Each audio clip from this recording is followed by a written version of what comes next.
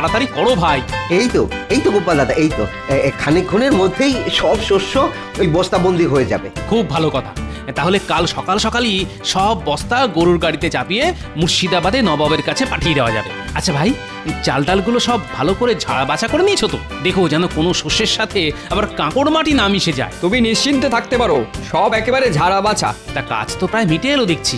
আমি তাহলে এখন গিয়ে মহারাজকে খবরটা দিয়ে আসি। হ্যাঁ হ্যাঁ হ্যাঁ, তুমি নিশ্চিন্তে যেতে পারো।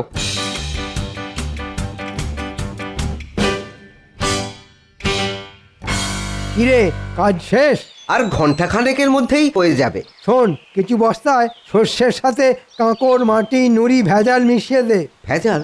ভেজাল মেশাবো কেন? তাতে কিছু শস্য বেঁচে যাবে, আর বেঁচে যাওয়া শস্যগুলো আমার বাড়িতে পাঠিয়ে দেবে। দেখো বোকার মতো কেমন দাঁড়িয়ে আছে দেখো। আরে এর জন্যে তোরা বকশিস পাবি। কিন্তু গোপাল দাদা যে বললো। আরে রাখ তোদের গোপাল দাদার কথা। সে ধর্মপুত্র যুধিষ্ঠির হতে পারে, কিন্তু তোদেরও তো বাড়তি কিছু পয়সা দরকার। না না, এরকম খারাপ কাজ আমরা করতে পারবো না। ভালো কথা বললাম, কানে গেল না?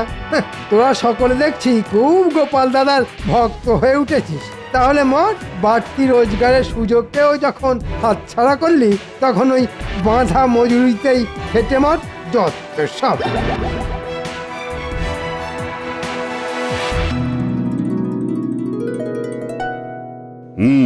বুঝলে রানী, মাঠ থেকে শস্য কেটে নবাবের কাছে পাঠাতে মন্ত্রী এত গড়িমসি করছিল যে কি বলবো। ভাগ্যিস গোপাল সে দায়িত্ব নিল। দেখবে ঠিক সময় মতো নবাবের খাজনা মুর্শিদাবাদে পৌঁছে যাবে। গোপাল আছে বলেই তো সব দিক দিয়ে ভরসা। ভেতরে আসবো মহারাজ? হ্যাঁ হ্যাঁ, এসো এসো এসো। ওদিকের খবর কি? নবাবের খাজনার শস্য কি প্রস্তুত? হ্যাঁ মহারাজ, যেটুকু বাকি আছে সেটা কিছুক্ষণের মধ্যেই শেষ হয়ে যাবে। ভালো ভালো ভালো, খুব ভালো। তা কালকেই কি? হ্যাঁ মহারাজ, কাল সকালেই 1 ডজন গরুর গাড়ি মুর্শিদাবাদের দিকে যাত্রা শুরু করে দেবে।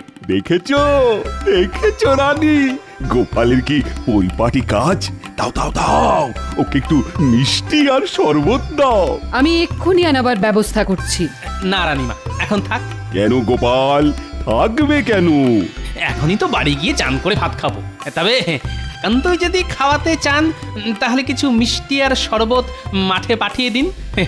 সকাল থেকে লোকগুলো বড্ড খেটে চলেছে রানীমা। গোপাল, তোমার মনের মধ্যে এত দয়া? দয়া নয় রানীমা, সামান্য একটু সহানুভূতি। আর এ সবই তো মহারাজের কাছ থেকে শেখা।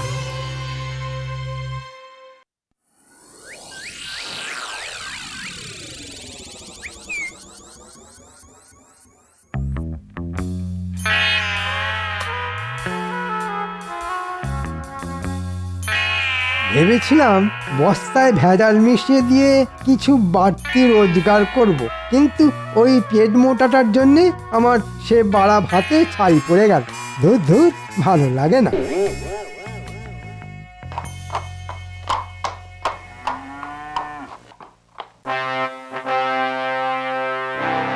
বলো কি উজির, খাজনা এসে গেছে? হ্যাঁ হ্যাঁ হ্যাঁ হুজুর, এই ফাঁকে নিজের ঢাক নিজেই একটু বাজিয়ে নি।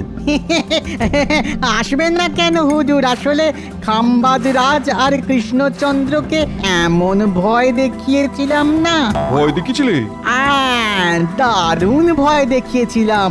স্পষ্ট ভাষায় জানিয়ে দিয়েছিলাম যে নির্দিষ্ট সময়ের মধ্যে খাজনা না এসে পৌঁছলে মোটা রকমের জরিমানা করা হবে। বাবা বাবা বাবা বাবা, বহুত খুব বহুত খুব বহুত খুব। এই না হলে আমার উজির। হ্যাঁ তা উজির, ওই সব চাল ডালগুলো রেখেছো কোথায়? আমাদের সব থেকে বড় ভাড়ারে, নিজের চোখে যদি একবার দেখতেন দিল, তাহলে একেবারে খুশ হয়ে যেত আপনার। আহা, কত বস্তা কত বস্তা। তাহলে চলো একটু দিল খুশ করে আসা যাক। যাবেন? হ্যাঁ, ভাড়া রেগিয়ে বস্তাগুলো একবার নিজের চোখে দেখে আসা যাক। তাই চলুন জাহাপানা।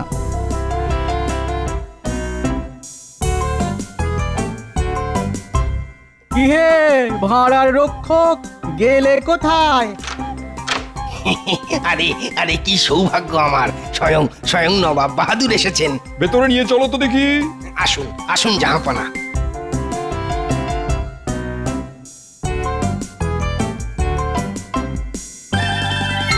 বাবা বাবা বাবা, চমৎকার সাজিয়ে রেখেছো দেখছি। সে তো রেখেছি, কিন্তু কিন্তু একটু গোলমাল ধরা পড়েছে হুজুর। গোলমাল? কিসের গোলমাল? আগে ওই কিছু বস্তার শস্যে ওই কাঁকড় মাটি এই সব ধরা পড়েছে। সে কি, কে করেছে এমন বেয়াদবি? আগে আগে সেটাই তো বুঝতে পারছি না জাহাপানা। আসলে আসলে কৃষ্ণনগর আর খাম্বাজ এই দুই রাজ্য থেকে একসঙ্গে এত বস্তা এসে পড়েছিল যে ওই তাড়াহুড়োর মাথায় শুধু বস্তা গুনতি করেই ভাঁড়ারে তুলে ফেলা হয়েছে।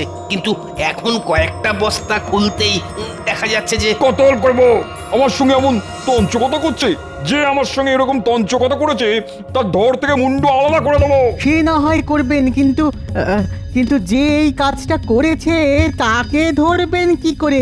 এখন তো সব বস্তা মিলেমিশে ওই যাকে বলে মুড়ি মিছড়ি একদর হয়ে গেছে। তবুও ধরবো, মানে ধরতেই হবে। মাথা খেলাও উজির, মাথা খেলাও। সে না হয় খেলাবো, কিন্তু আমি বলি কি, এখানে দাঁড়িয়ে চেঁচামেচি করলে আপনার শরীর খারাপ হতে পারে। তার চেয়ে চলুন প্রাসাদে ফিরে চলুন, ঠান্ডা মাথায় দুজনে মিলে কিছু একটা ভাবা যেতে পারে।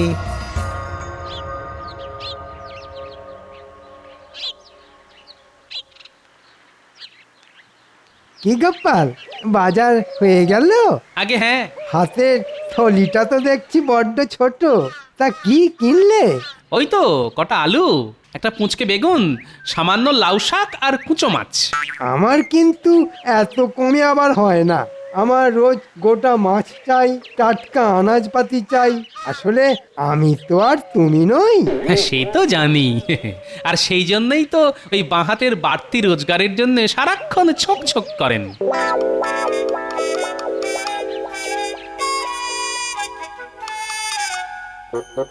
খুব বেড়েছো গোপাল, দাঁড়াও, সুযোগ পেলে এমন অবস্থা করব না যে কেঁদে আর কুল পাবে না।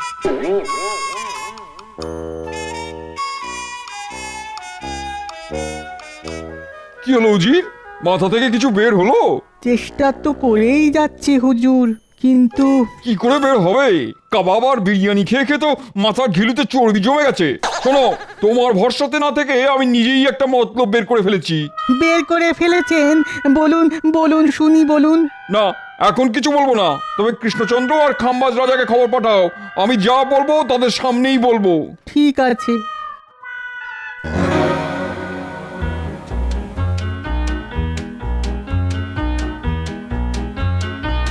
এই যে বুড়ো, একটু যাও তো।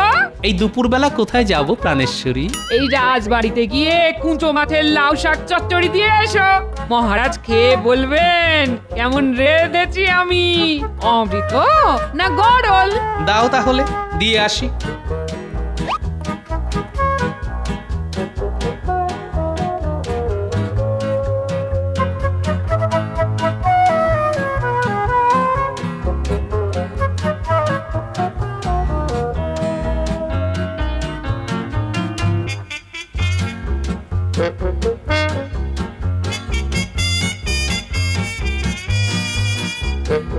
মহারাজ। আরে গোপাল যে, কি খবর? না, খবর কিছু নয়, আসলে আপনাদের বৌমা ওই কুঁচো মাছ দিয়ে একটু লাউ শাক চচ্চড়ি করেছে। মহারাজ যদি একটু খেয়ে দেখেন। ও মা, লাউ শাক চচ্চড়ি? দাও দাও, আমি খাবো, আমি।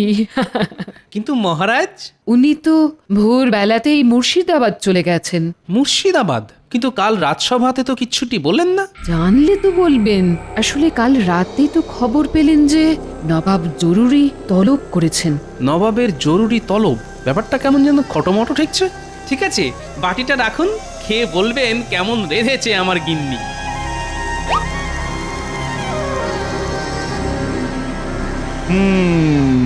তোমরা দুজনেই নির্দিষ্ট সময়ের মধ্যে খাজনা বাবদ অনেক ধান চাল পাঠিয়েছো, এর জন্য আমি খুব খুশি। আগে আপনাকে খুশি করাই তো আমার কর্তব্য। কিন্তু তার মধ্যে অনেক বস্তায় ভেজাল আছে। মানে অনেক বস্তাতে ধান চালের সঙ্গে কাঁকড় মাটি আর নুড়ি মেশানো আছে। সে কি? আমি কিন্তু কোনো ভেজাল বস্তা পাঠাইনি হুজুর। আমিও পাঠাইনি। দুজনেই যদি না পাঠাও তাহলে পাঠালো কে? ভূতে? বলুন বলুন, কে পাঠালো বলুন? ভূতে? সেটা কি করে বলি বলুন তো? এখন সব বস্তা মিলেমিশে গেছে, তাই আসল অপরাধী যে কে সেটা বোঝা যাচ্ছে না।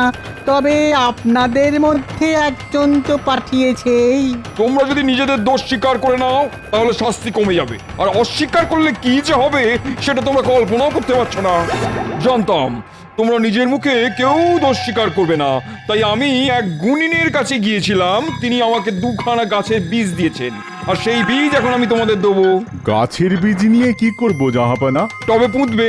গুণিন বলেছেন যার মনের মধ্যে পাপ আছে, মানে যে বস্তায় কাকড় মিশিয়েছে, এ বীজ থেকে কখনোই গাছ বের করতে পারবে না। আর যে নির্দোষ, একমাত্র তার বীজ থেকেই গাছ বের হবে। উজির, আদেশ করুন জাহাপানা। ওদের একটা করে বীজ দিয়ে নিজেদের রাজ্যে পাঠিয়ে দাও। আমি এক্ষুনি দুজনের হাতে দুটো বীজ ধরিয়ে দিয়ে যাবার রাস্তাটা দেখিয়ে দিচ্ছি। আর ওদের বলে দিও ঠিক 1 মাস বাদে টব শুদ্ধ গাছ এনে আমায় দেখাতে হবে। গাছ দেখাতে পারলে বেঁচে গেল, আর না দেখালে মৃত্যু।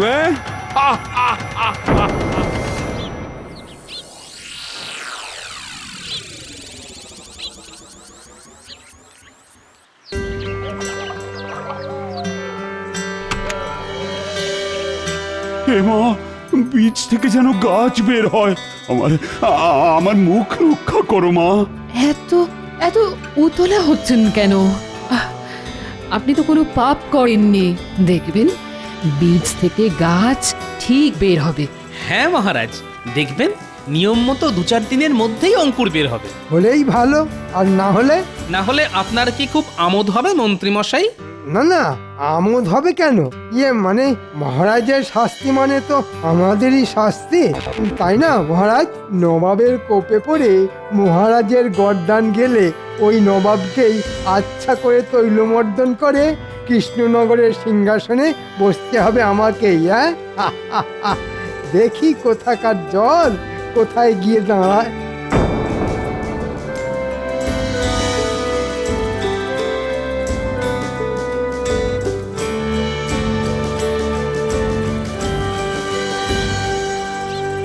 মহারাজ, আমাদের ডেকেছেন? আর ডেকেছেন? আমার তো সর্বনাশ হয়ে গেছে মন্ত্রী। 15 দিন হয়ে গেল। দেখো দেখো, এখনো বীজ থেকে অঙ্কুর বের হয়নি। তাই তো, এটা তো বড় চিন্তার কথা। এই মৌকায় গোপালকে পেঁচে ফেলতে হবে। আচ্ছা গোপাল, এবার তো বস্তা ভরার দায়িত্বে ছিলে তুমি। সত্যি করে বলো তো, তুমি আবার চালে ডালে কাঁকড় মিশিয়ে দাওনি তো? কি বলছেন আপনি? আরে চালে ডালে আমি কেন কাকড় মেশাতে যাব? না মানে মানুষের মন তো, হয়তো লোভে পড়ে এমনটা করে ফেলেছো। এটা করে আমার লাভ? এ তো খুব সোজা অঙ্ক। মানে যতখানি কাঁকড় মেশালে ততখানি চাল ডাল নিয়ে গিয়ে ঘরে তুলে ফেললে। বাজে কথা মহারাজ, বিশ্বাস করুন এমন কাজ আমি করিনি মহারাজ। তাহলে 15 দিন কেটে যাবার পরও বীজ থেকে অঙ্কুর বের হচ্ছে না কেন? কেমন নিলাম গোপাল? সেদিন বাজারে আমার বাহাতের বাড়তি রোজগার করা নিয়ে অনেক কথা শুনিয়েছিলে। এবার ঠেলা সামলাও। কি হলো গোপাল, তুমি তো এত কথা বলো, তা এখন চুপ করে আছো কেন? আমার মনে হয় বীজটা নিষ্ফলা, মানে বন্ধা। এ বীজ থেকে গাছ হবে না মহারাজ। কে আমার বীজ বিশারদ এলেন রে? অমনি ফট করে বলে দিলেন এটা নিষ্ফলা বন্ধা বীজ। বলি, বীজ আবার কখনো বন্ধা হয় নাকি? হয় মন্ত্রী মশাই, বীজকে নুন জলে 2-1 দিন ভিজিয়ে রাখলেই বীজ বন্ধা হয়ে যায়। নবাবের আর খেয়ে দে কাজ নেই, তিনি এত সব করতে যাবে। আর তিনি এসব করতে যাবেনি বা কেন? হয়তো তার অন্য কোনো উদ্দেশ্য আছে। আর একটাও বাজে কথা নয়, আমি বেশ বুঝতে পেরেছি এইসব কুকাজের মূলে হচ্ছ তুমি। উফ, আমার না মাথার চুল ছিঁড়তে ইচ্ছা করছে। কেন যে তোমার মতো একটা জোচ্চোরের হাতে আমি এই দায়িত্ব দিয়েছিলাম। মহারাজ, আমি এখনো বলছি আমি নির্দোষ। আবার কথা? যাও যাও, এই মুহূর্তে দূর হয়ে যাও আমার চোখের সামনে থেকে। কি হলো, মহারাজের কথা তোমার কানে গেল না? যাও, চলে যাও। আর যাবার আগে শুনে যাও, আমি কিন্তু তোমায় সঙ্গে করে মুর্শিদাবাদে নিয়ে যাব। নবাবকে বলে যথাযথ শাস্তির ব্যবস্থা করব তোমার। যাও যাও। দেখলেন তো মহারাজ, আমার কিঞ্চিত দেরি হচ্ছিল বলে কার হাতে তুলে দিয়েছিলেন এত বড় দায়িত্ব। কি হলো মহারাজ, কিছু বলুন। আচ্ছা মন্ত্রী, গোপালের কথা মতো বীজটা কি সত্যি সত্যি নিষ্ফলা? মানে বিজ্ঞানীও এখনো কৃষ্ণনগরে নেই। সে থাকলে না হয় তাকে দিয়ে পরীক্ষা করিয়ে নেওয়া যেত। এখন এখন যে কি করি? এসব নিয়ে কোনো চিন্তা করবেন না মহারাজ, আরে আমি তো আছি, আপনার মুশকিল আসান। শুনুন, আমি এক বীজ বিশারদকে চিনি। হ্যাঁ, তাই নাকি? হ্যাঁ, সে যেন তেন প্রকারেণ এই বীজ থেকে ঠিক গাছ বের করে দেবে, আর সেই গাছ নিয়ে আপনি ড্যাং ডেঙিয়ে নবাবের কাছে গিয়ে নিজেকে নির্দোষ প্রমাণ করে আসবেন। আহ, তাহলে আর দেরি করছো কেন?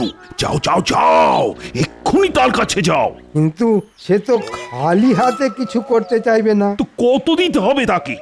ধরুন এই 500 মোহর। ঠিক আছে ঠিক আছে, রাজকোষ থেকে নিয়ে যাও। যথাজ্ঞা মহারাজ। হ্যাঁ, কেমন ফোকটছে 500 মোহর রোজগার হয়ে গেল।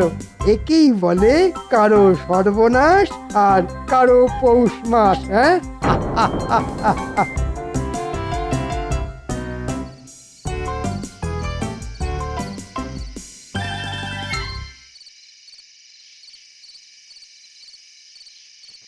ভেতরে আসবো রানীমা? হ্যাঁ হ্যাঁ, এসো।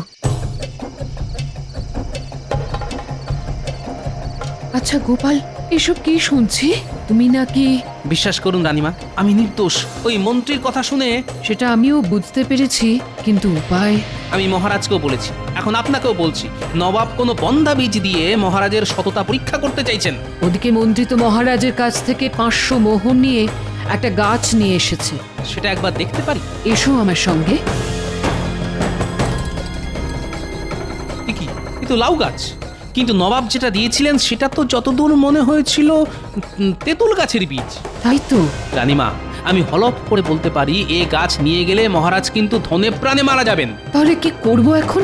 মহারাজের যাবার দিন যেমন করেই হোক টপ থেকে এই গাছটা উপড়ে ফেলে দেবেন। আমি এখন যাই রানীমা, যে কোনো মুহূর্তে মহারাজ আবার এসে পড়তে পারেন।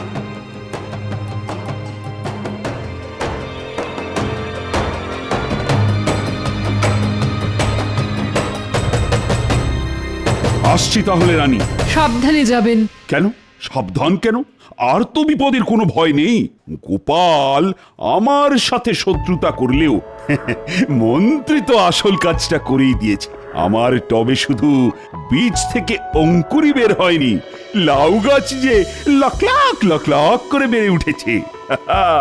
নবাব দেখবেন আর নির্দোষ বলে আমায় ছেড়ে দেবেন।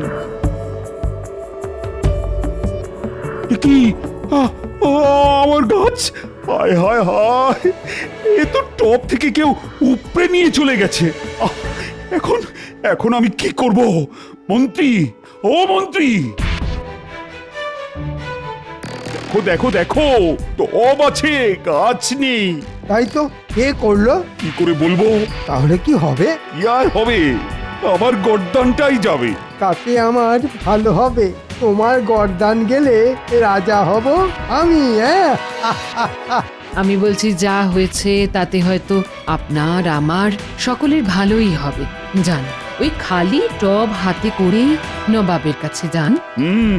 আরে খালি হাতে গেলে তোমার মাথার সিঁদুর, হাতে শাঁখা পলা সব যে চিরকালের মতো খালি হয়ে যাবে রানী। তবুও বলছি, নির্ভয়ে গিয়ে সত্যের মুখোমুখি দাঁড়ান। তাহলে যাই। কিন্তু কিন্তু গোপাল কোথায়? ওকে আমি ছাড়বো না। তাই তো ওকে ধরে এনে রথে দাঁড় করিয়ে রেখে দিয়ে এসেছি। পালাবার কোনো পথ নেই, কারণ রক্ষীরা ওকে পাহারা দিচ্ছে।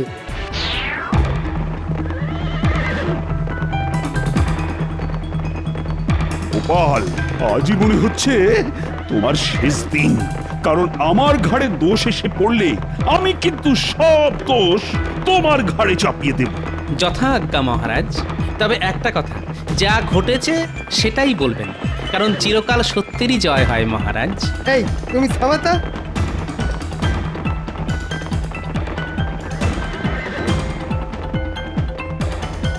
বীজ থেকে গাছ হয়েছে। হ্যাঁ মহারাজ, এই এতখানি একটা তেঁতুল গাছ। বহুত খুব নিয়ে এসো নিয়ে এসো। মন্ত্রী, গাছ নিয়ে এসো। এই যে হুজুর। বহুত খুব বহুত খুব। কৃষ্ণচন্দ্র, তোমার গাছের কি খবর? বীজ থেকে গাছ হয়নি হুজুর। তাহলে দেখলেন তো জাহাপনা, আমরা নির্দোষ আর ওই কৃষ্ণচন্দ্রই দোষী। আবস, আর একটা কথা বললে না ধর থেকে মুন্ডু আলাদা করে দেবো। তোমাদের যে বীজ দিয়েছিলাম তার থেকে কোনোদিনও গাছ বের হতে পারে না, কারণ ওগুলো নুন জলে ভিজিয়ে আমি নির্বীজ করে দিয়েছিলাম। কিন্তু আপনি এটা করলেন কেন? এটা ছিল আমার একটা চাল। আমি জানতাম যে দোষী সে নিশ্চয়ই আমার ফাঁদে পা দিয়ে অন্য একটা গাছ এনে আমায় দেখাবে। দেখলেন তো মহারাজ, আমার কথা মিলল কিনা?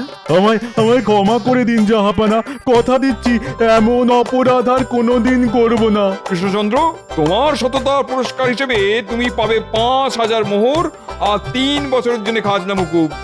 আসলে আমিও আমার মন্ত্রীর কথায় আপনার পাতা ফাঁদে পা দিতে যাচ্ছিলাম, কিন্তু গোপালের জন্যই আমি রক্ষা পেলাম। যা, এবারেও আমে দুধে মিশে গেল। গোপাল, ও গোপাল, আমি না বুঝে তোমায় সন্দেহ করেছিলাম। আমায় তুমি ক্ষমা করে দাও গোপাল। আমার কি হবে জাহাপানা? কি হবে? মুন্ডু না নিলেও তুমি আর তোমার মন্ত্রী যাবে কারাগারে। হ্যাঁ নয় হ্যাঁ।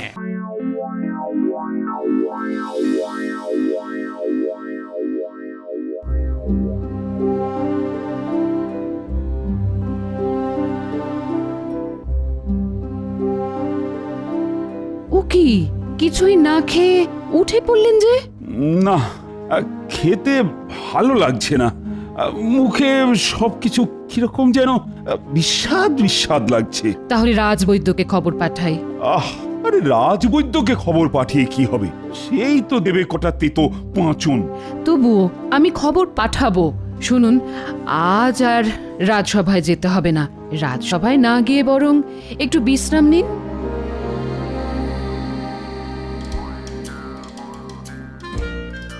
ইনি সবকিছু ঠিকঠাক নিয়েছো তো? হ্যাঁ গো বাবা, হ্যাঁ, সব কিছু বারবার মিলিয়ে দেখে নিয়েছি। হ্যাঁ হ্যাঁ, সবকিছু ভালো করে দেখে নাও। দেওঘর জায়গাটা তো আর ঘরের কাছে নয় যে কিছু ভুলে গেলেই এক ছুট্টে গিয়ে নিয়ে আসা যাবে। হ্যাঁ গো, জায়গাটা খুব ভালো, তাই না? কি করে বলবো বলো তো, আমি তো আর এর আগে কখনো যাইনি, তবে শুনেছি খুব স্বাস্থ্যকর জায়গা। শুধু খাও দাও আর বাবা শিবের মাথায় জল ঢালো। শোনো, কাল খুব সকালেই গরুর গাড়ি চলে আসবে কিন্তু। আমার যে কি আনন্দ হচ্ছে না, কি বলবো। তোমার আনন্দের জন্যই তো এত খরচ করে অত দূর যাওয়া গিন্নি। চলো চলো চলো, এখন খেতে দেবে, চলো তাড়াতাড়ি খেয়ে শুয়ে পড়তে হবে। হ্যাঁ, কাল তো আবার এই কাক ভরে উঠতে হবে।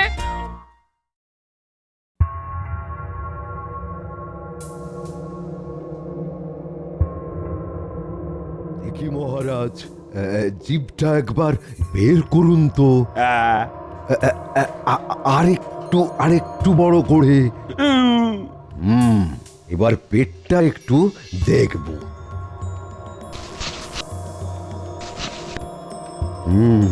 কেমন বুঝলেন রাজবৈদ্য মশাই?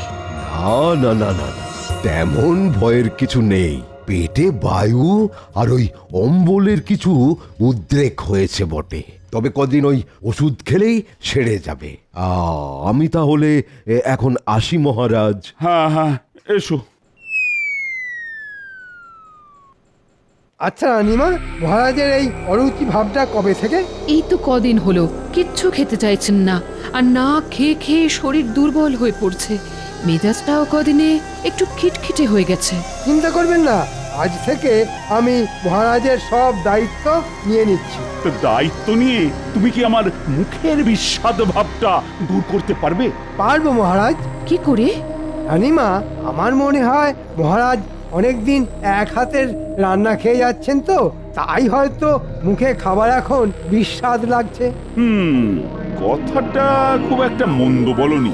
সেই তো শুকনো ডাল ঝাল কিংবা পোস্ত পুঁই চচ্চড়ি আর ঝোল, অন্য কিছু পদ রান্না হলে হ্যাঁ মুখে হয়তো ভালো লাগতো। কিন্তু আমাদের রান্নার ঠাকুর তো এর বেশি কিছু জানেন না। চিন্তা করবেন না রানীমা, একেবারেই চিন্তা করবেন না। আপনি বরং পুরনো রান্নার লোককে কিছুদিন ছুটি দিয়ে দিন, তার বদলে আমি খুব করিতকর্মা দুজনকে এনে দিচ্ছি। ওহ, যা রাঁধে না কি বলবো, বিরিয়ানি, কাবাব, কোপ্তা, তারপর আরো কত সাহেবি পদ, চপ, কাটলেট, স্যুপ। তাহলে আর দেরি করছো কেন? কালই ওদের নিয়ে এসো। কদিন একটু কোপ্তা কাবাব খেয়ে মুখের স্বাদটা ফিরিয়ে আনি। যথাজ্ঞা মহারাজ।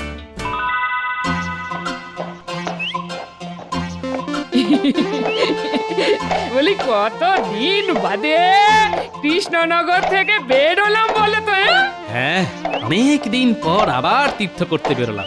অনেক দিন পর, বলো না বলো, বলো সারা জীবনে এই প্রথমবার। কেন, কতবার তোমায় বাপের বাড়ি নিয়ে গেছি বলো? সে তো বাপের বাড়ি, হ্যাঁ, এই তীর্থক্ষেত্র তো নয়।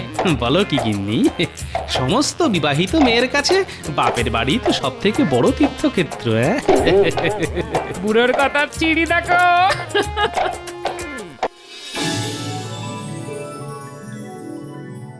জয় মা, জয় মা, জয় মা। সবকিছু ভালোই ভালোই মিটে গেলে আমি তোকে জোড়া পাঁঠা দেবো মা।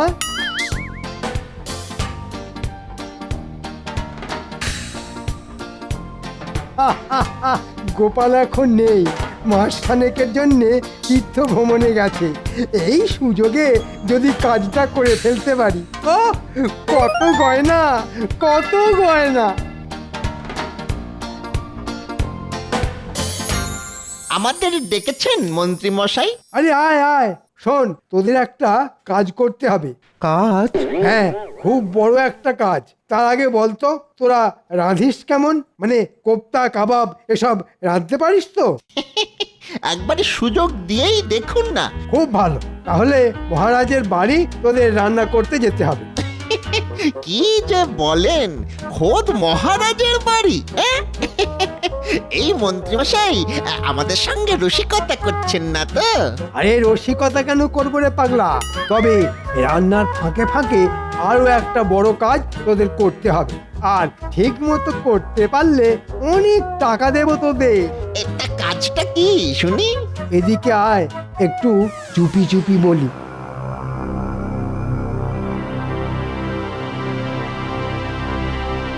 কিরে, ঠিকঠাক করতে পারবি তো? যে পারবো মানে? ধরে নিন কাজ হয়ে গেছে। কিরে ঘটা, ঠিক বললাম তো?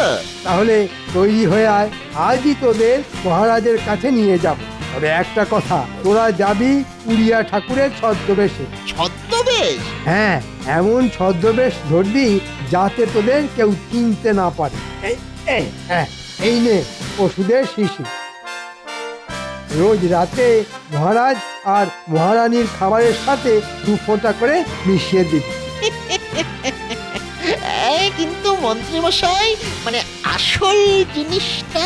আজই কোনো এক সুযোগে মহারাজের ঘরে ঢুকে ওটার একটা ছাপ তুলে কামারকে দিয়ে আসবো।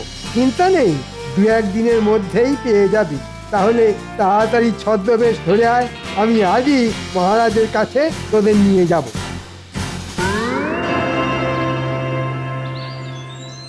ভেতরে আসবো মহারাজ? এসো এসো। মহারাজ, এরা হচ্ছে সেই রান্নার লোক। এই মহারাজকে প্রণাম কর, প্রণাম কর। পেনামো হই রাজামশাই, পেনামো হই। নামটা কি? আগে মই জগন্নাথও আছি, আরে কেদারনাথও আছি। তা কোপ্তা, কাবাব এসব রাঁধতে পারবে তো? খুব পারিব মা জননী, একেবারে সুযোগ দিউনি পড়া। তোমরা কি বাঙালি নও? ঠিক ধরেছেন রানীমা, এরা উড়িষ্যার লোক। অল্প অল্প বাংলা বুঝতে পারলেও একেবারেই বলতে পারে না, তাই বেশি কথা বলতেও চায় না। এ কথা তো ঠিক আছে পড়া। তবে